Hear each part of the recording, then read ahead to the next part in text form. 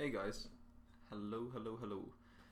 Sometimes I come across music or just a piece of art that I think is actually doing some good in the world because, so much of the time it's this lefty bullshit that we're used to getting and it's all the same narrative and it's not any different to what we'd usually expect.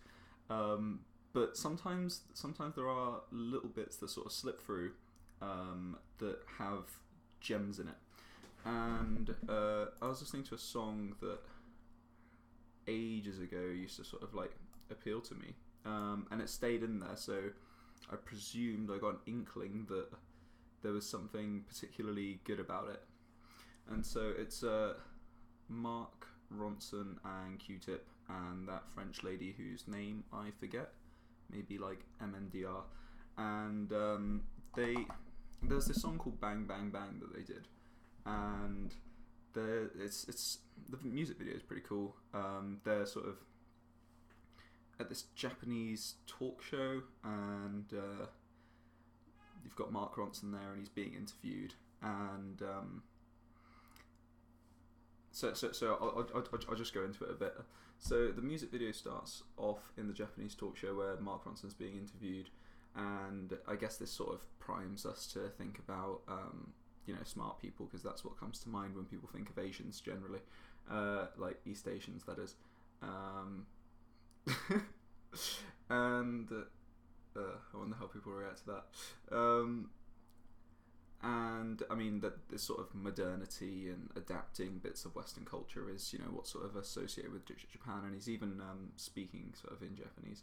And Mark gets off to sort of perform his new project, he says, and he says it's too difficult to explain in like words, and he gets up and there's this sort of like, he sort of morphs into a slightly sort of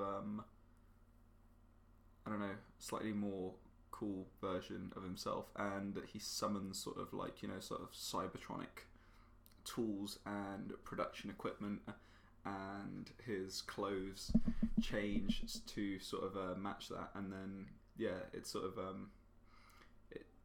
he gains sort of like a keyboard and other stuff, and it sort of just creates itself out of sort of like neon-y space, just empty space around him. So also buzzed in from this digital world is the female vocals, and she just sort of like props up, and I wanted to pay some particular attention to her chorus because I think there is something good in that. So just to essentially, I think that this song is about the internet and the age of communication for young people and how it's helping them communicate with people and reach good information more effectively than what people had before. And in the chorus, she's singing Alouette, or Alouette, not entirely sure how that's pronounced. And within that, there's a lyric that says, Je te plumerai la tête, which is, I will pluck your head. And plumerai sort of means I will get rid of feathers. I mean, obviously that means pluck. And what feathers are is fluff. It's fogginess. It's an unsureness. And so much of people's views in the past before the internet were, especially for young people, were a lot more prone to this sort of like postmodernist vagueness and essentially a lack of objectivity, a lack of certainness. And I think that that's because it was harder to find sort of like a consistent sort of narrative, and there was fewer voices sort of speaking about in those days, and that were sort of easily accessible to young people. And the entire sort of theme of, okay, now we're developing into this sort of digital world to create this song, and the chorus throughout saying, je te plumerai la tête, it is essentially trying to convey right now we're going to be, hearing about the truth. Now, when I listen to it, I just sort of, sometimes we can sort of just find patterns that we want to see within songs that don't really exist there, and especially as sort of, universalizing people, we will just naturally find patterns within where we want to see them. However, I was pretty sure that there was some stuff within the song that was insinuating, the gaining of information. So, feathers, I'm plucking feathers, one by one, no more skylarking around my head, your information, but there's no hiding behind molting feathers. So, essentially, I think that works in the direction of what I was saying. The information that we have there's no hiding, because we now have this new technology. We're a generation that has access to to the tools to get past this sort of this fog that we used to live in. So the first verse by Q-Tip, I don't know that there's an awful lot in that. On a plane, on my brain, about to do the show. 40k to contract, take it out the dough. Dice symbolise my life, roll them on the flow. From your grabby hands as we hand the grandstand. You live a shitty life, we live a bon V. Hotter than the book while we watch the TV. Think you got us fool? Ooh, never again. First time, shame on me. Second time, your time will end. But I mean, there's something in that about having us fooled, and I think that there is a sort of general feeling amongst the youth that they're lied to, because we are. And so, I mean, it touches on that briefly, whilst having the sort of quite standard, I don't know, I'm a rock star, rap star, and living lavish kind of thing going on in there. But it's always good fun, and it's always I always enjoy the braggadaciousness of that. So yeah, can't complain. Okay. Just scrolling through to see the next verse.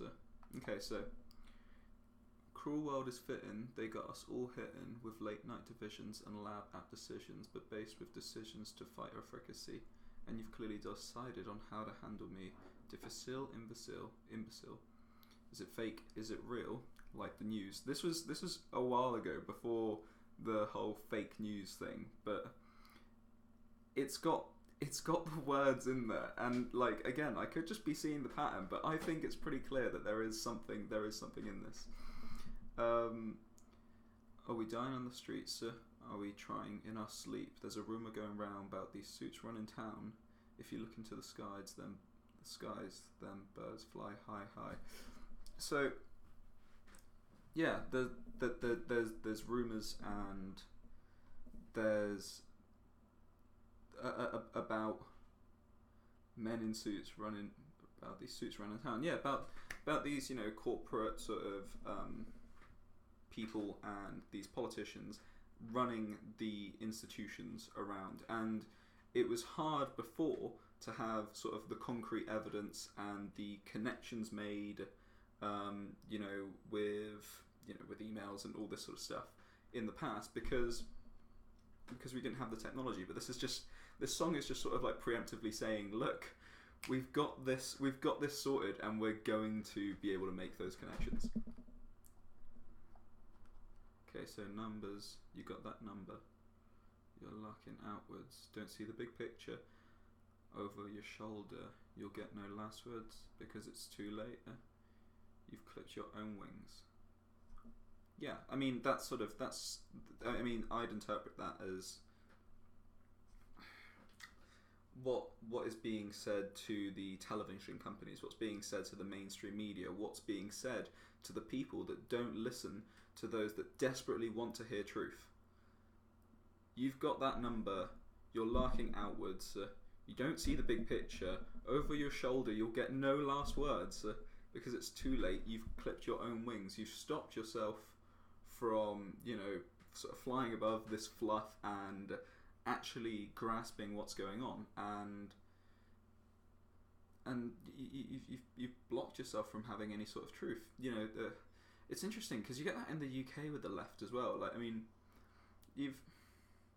they've done this language policing to such a great degree now that the only person who is sort of a plausible member for the leadership of the Labour Party is someone who is far too radical, because they don't want anyone that goes against their own narrative even slightly, and they've cock blocked themselves from having any power, in the same way that sort of the mainstream media have cock blocked themselves from having any sort of credibility by not wanting to see the big picture, but just wanting to put forward what their narrative already is.